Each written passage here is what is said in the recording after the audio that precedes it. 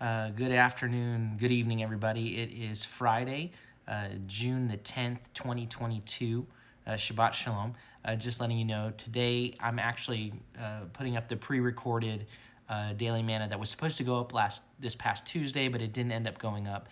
Today is the day after my birthday, but my family and I are spending today celebrating my birthday together. But this is a Daily Manna looking at Psalm 37. Again, this was supposed to go up this past Tuesday, but I hope and pray that it's a blessing for you this evening. Shabbat Shalom. We'll see you tomorrow morning at 10:30. But here's Psalm 37. This is pre-recorded, and so again, we won't have the verses on the bottom of the screen. If you have your Bible, you can. I'm reading out of the TLV, but you can look at whatever Bible you have and just follow along with me here. We're going to be in Psalm 37 today, which is right. This is one of the classic Psalms. This is I've entitled today's Daily Manna. Don't trust in the sparkly. Trust in the steady one. Don't trust in the sparkly. Trust in the steady one. And so this is one of the great psalms. I mean, they're all great, but this is a foundational one. It's there's the ongoing contrast all the way through of the life of the righteous and the life of righteousness, the way of the Lord, and the life of the wicked, the life that's lived in opposition to the things of God.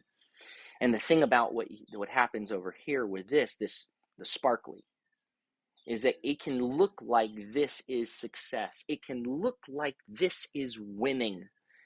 This is the challenge, right? It's like, wait, that looks good. This looks like this is, maybe we should follow this way. Maybe we can kind of blend the two together. Maybe we can take righteousness and blend it with with this sparkly stuff and make some sort of mix, because this is, I don't know, I'm looking and I'm envying this. I want this. And so this psalm it's an acrostic psalm. So every couple of verses, like it's basically in couplets. So normally an acrostic would be every verse starting with the next letter of the alphabet, from aleph to tav. This is every couple of verses. So the aleph is in verses 1 and 2. The beit is in verse 3, and going forth.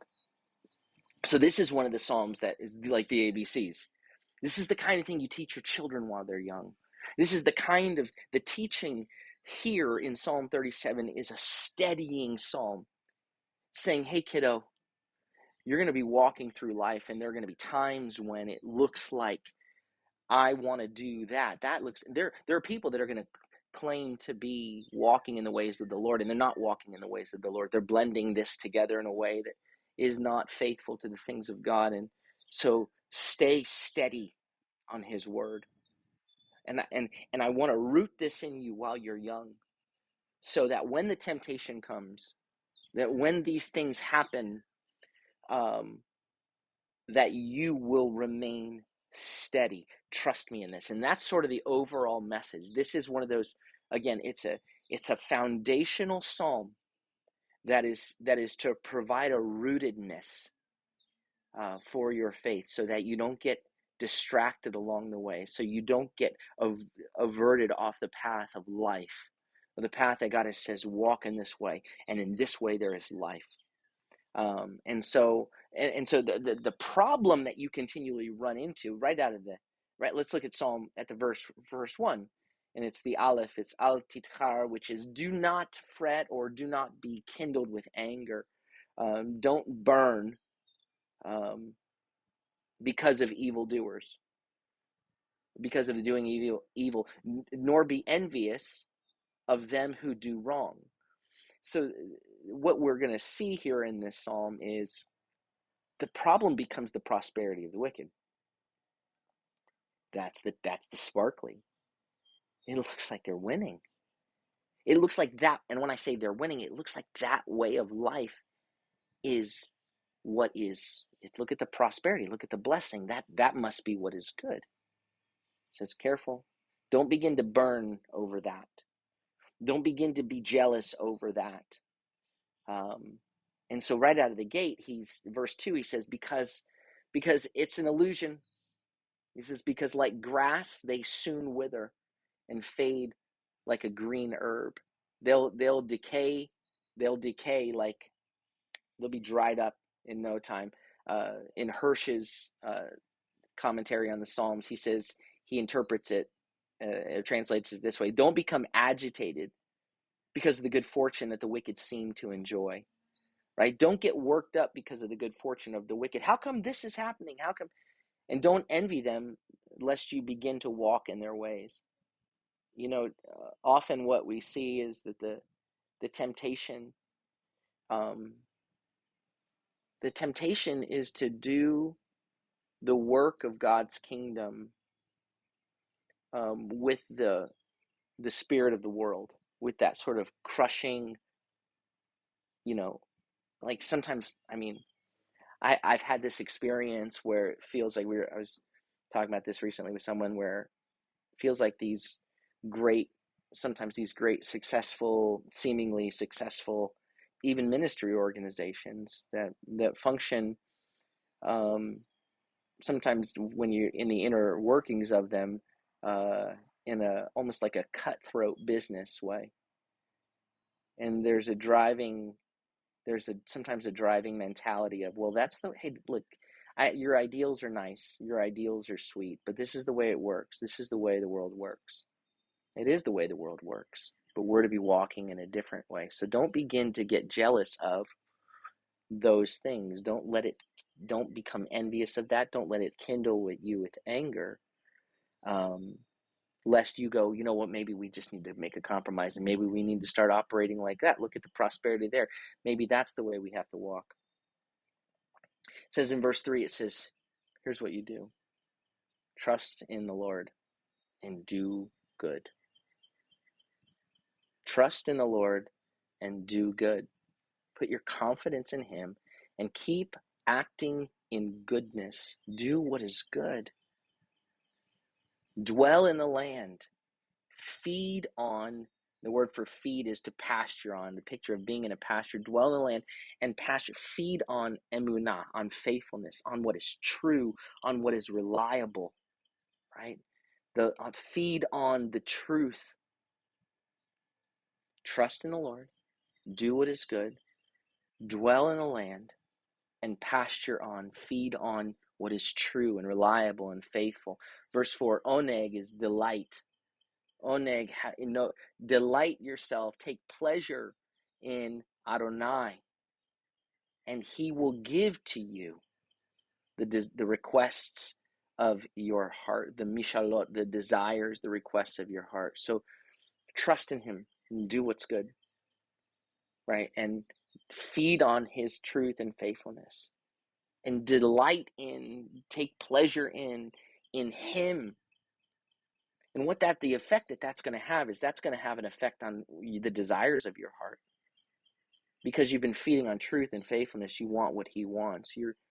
You're trusting in him, you're doing what is good, what is righteous, and so to delight yourself in the Lord is not so that he will give you the desires of your heart, is not some sort of magic verse for selfishness, where God's like, okay, but here I'm going to just, I want you to gorge yourself on selfishness. No, delight in him. And as you delight in him, what you desire, it's like when Yeshua prays and says, your will be done, what you want, let it be done on earth as it is in heaven. I want to want what you want. And that when we line ourselves up with him, delighting ourselves in him, trusting in him, he'll give you the desires of your heart. Verse 5 is the Gimel. It says, Gimel is Gol al Adonai. It says, commit your way, or roll upon the Lord your way. Roll it upon the Lord. Trust him, and he, Vahu Ya'aseh, he will do it. Like, you roll it onto him and let him handle it. Stop envying what the wicked do. Stop envying the way of the world and the prosperity of that. Just trust in him, feed on his truth, delight yourself in him, and he'll give you the desires of your heart. So just roll it upon him, and he'll do it. He will act. Verse 6, he will bring forth your righteousness. Here it says your vindication in TLV, but it's your tzedakah, your righteousness as light. You don't have to fight for yourself. Roll it upon the Lord, and he'll bring it forth. It'll shine forth. And your cause, your mishpatecha, your justice, your cause will shine like the middle of the day. You won't be able to miss it. You got to trust in him, though. Where are you, Lord? What's going on? It looks like that's where in Psalm 73 where David says, man, I almost lost my way because I envied the prosperity of the wicked. I looked at them and said, maybe I've just wasted my time. I've wasted my energy. And I almost lost my way.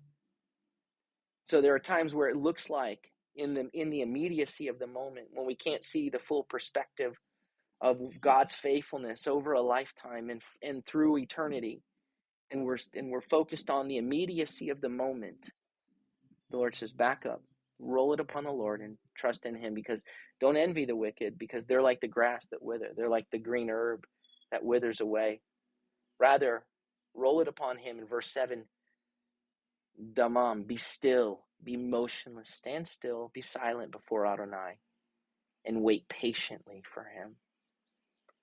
Again, do not fret, do not burn over one prospering in his way, over one flourishing in his way, over one carrying out his schemes.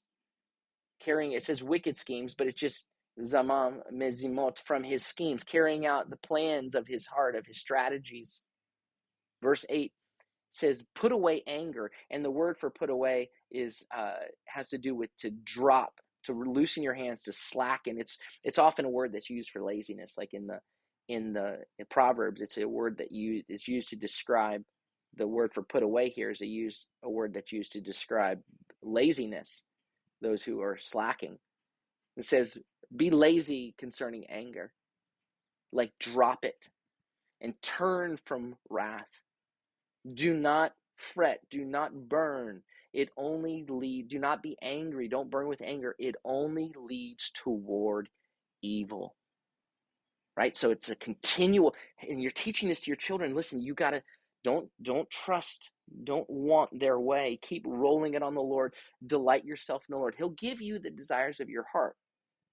He'll give you, and we're gonna see, he'll give you shalom, abundant shalom. He'll give you, just rest in him, be still and wait patiently for the Lord. Don't keep getting all worked up over one prospering his way or carrying out wicked schemes. Put away anger again, and turn from wrath. Don't fret. It only leads to anger, to doing evil. That anger, the anger does, Peter tells us, turn away from anger. It does not produce the righteousness of God. The anger of man does not produce the righteousness of God. Verse 9, for evildoers will be cut off, but those who wait for Adonai, they will inherit the land. They will take possession of the land. So we get kind of the Lord jumping ahead, saying, listen, let me tell you how this ends. Those doing evil, those walking in unrighteousness, it's not going to end well for them.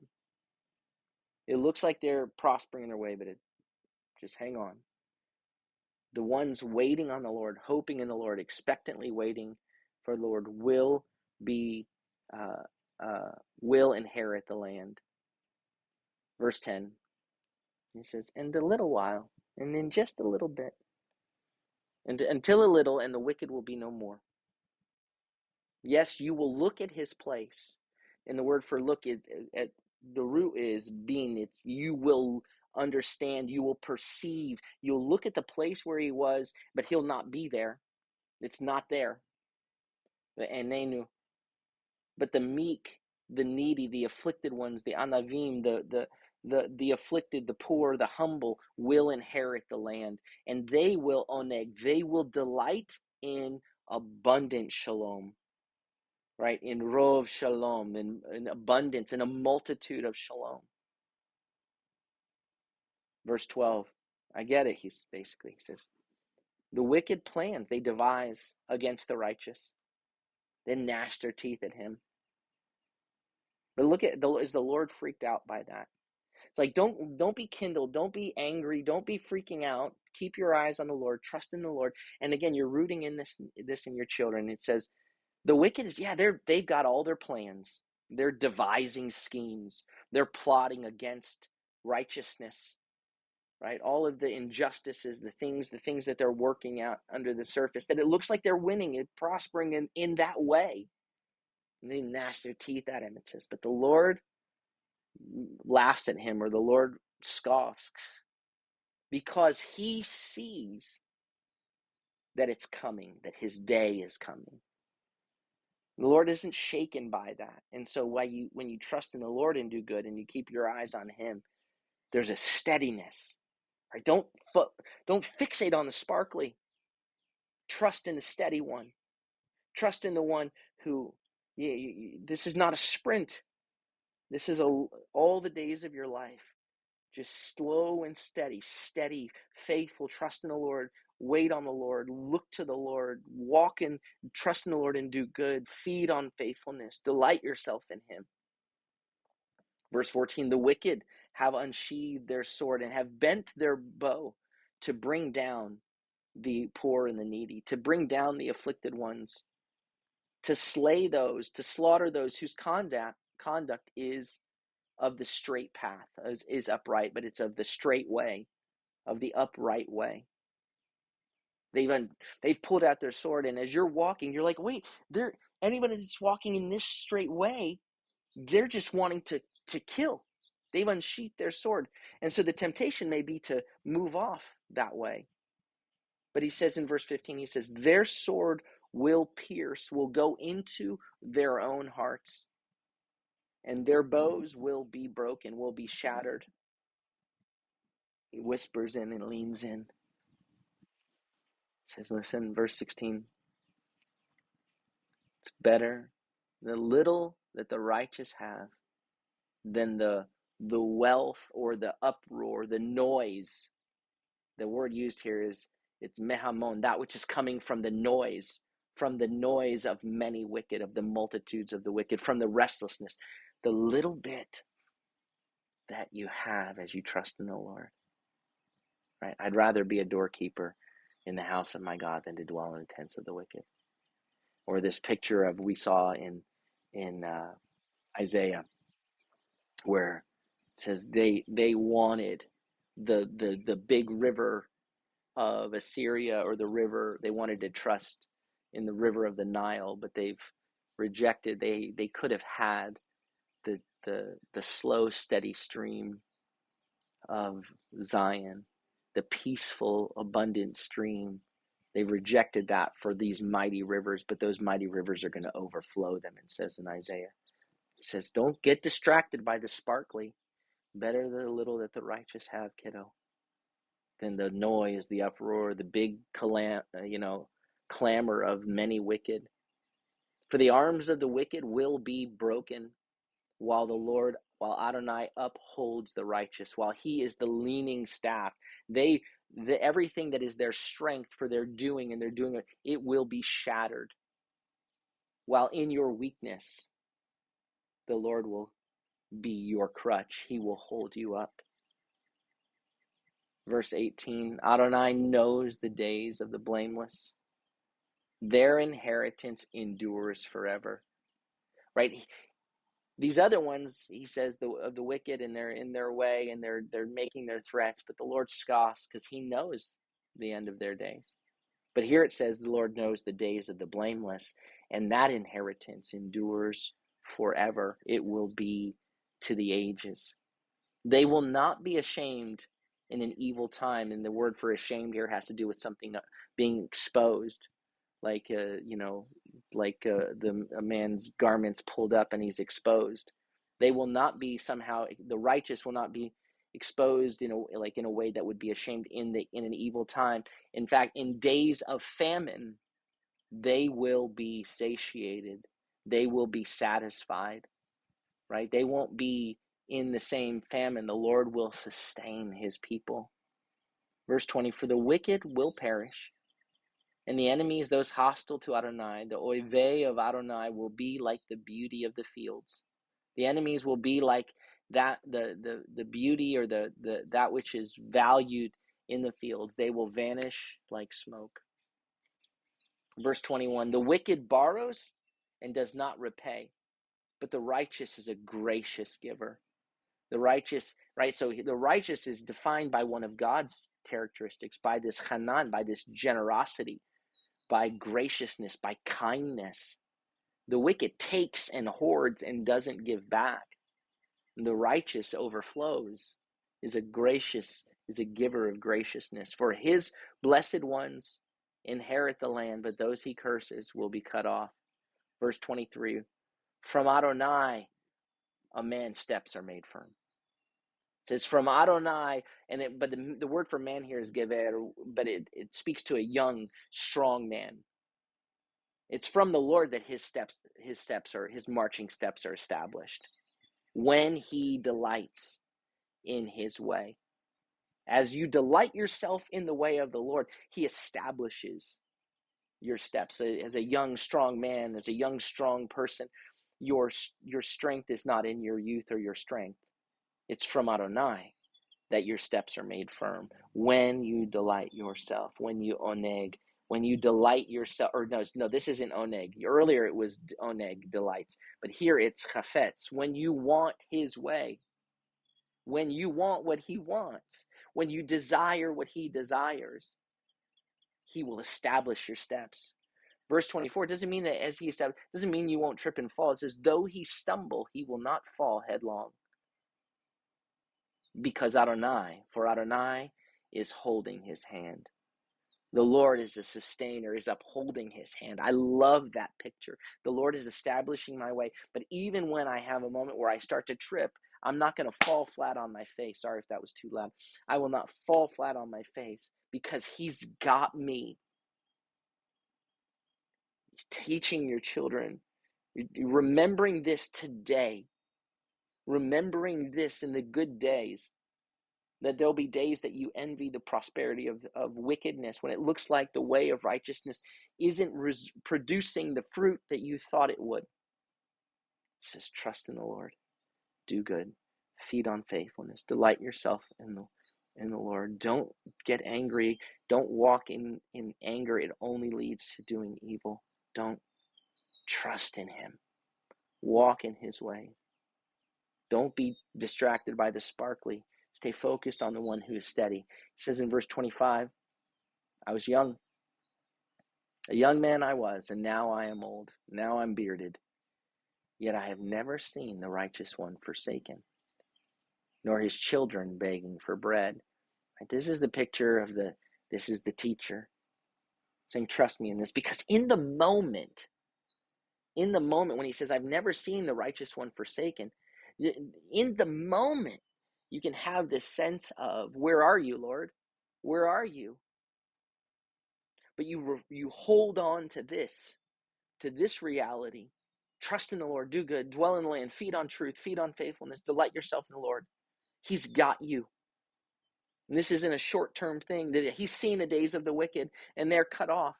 Those days are short, but he's seen the days of the righteous, and they endure forever. I've been living a long time. I've seen the fruit of all of this, he says. I see the fruit of it all. And he says, I've never seen the righteous one abandoned or forsaken, nor his children begging for bread. Verse 26, all day long, the whole day, he is chanan. He is chanan, gracious, giving, generous, and lends. So his seed, his offspring will be a blessing. So the righteous is reflecting the character of God.